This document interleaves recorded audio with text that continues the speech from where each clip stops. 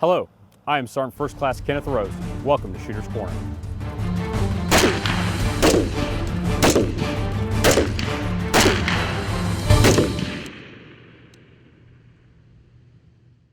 Hello, I'm Staff Sgt. Welch, and this is Staff Sgt. Turner, and we're with the Army Marksmanship Unit.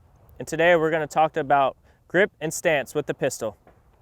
First, I want to have my shooter in a good aggressive stance. He's going to have his feet shoulder width apart. All right, all his weight is going to be on the balls of his feet. All right, his knees are going to be slightly bent, torso squared up to the target, and his torso is just going to be slightly forward.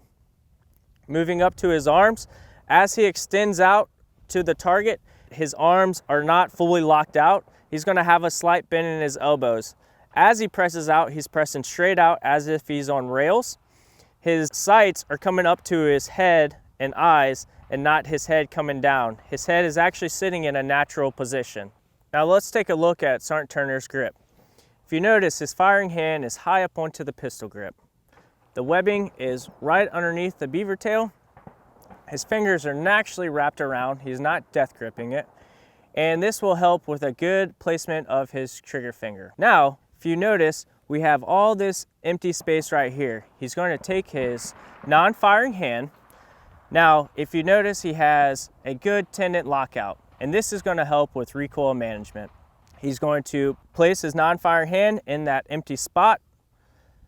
His thumb is going to be resting right here on the takedown pin, just along with the slide.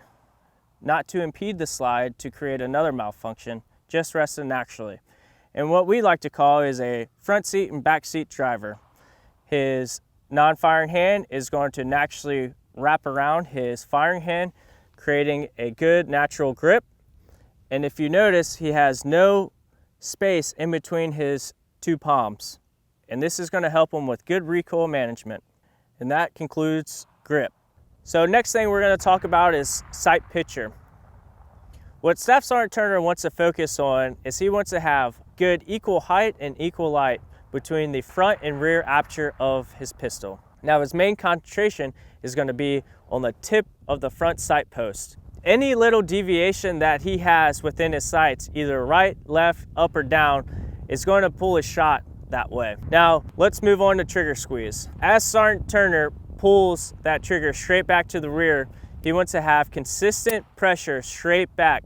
Now, as he pulls it straight back to the rear, he's keeping good concentration on the tip of that front sight post.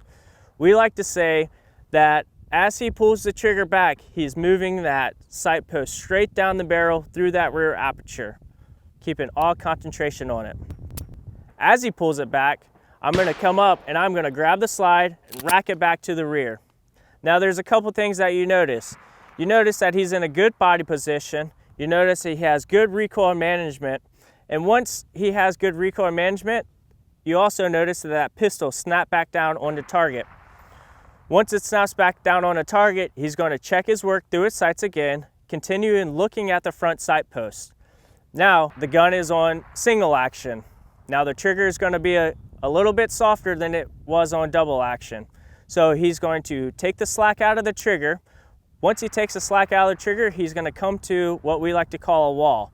And now he's just going to apply straight pressure back to the rear, breaking the shot.